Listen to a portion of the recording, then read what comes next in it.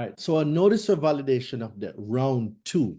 What is inside the round two? So the notice of validation of debt, round two, speaks specifically to this. So when we go to notice of validations of debt, right?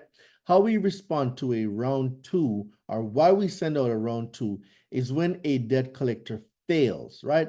When a debt collector fails to give you all the required information. So right here under validation information, all the information that is required by this section. If a debt collector fails to provide all of this information, your round two notice or validations of debt is to inform that debt collector that they have officially violated the FDCPA. They have not done what the validation process requires. They're still reporting the item on your credit in an attempt to collect, which is a violation, and you're going to use this, make a complaint to the CFPB, the letters below that you're going to use, and you are going to sue them if they do not stop the continued collection of the account until proper validation can be done. So that's how you use the round two notice for validations of debt.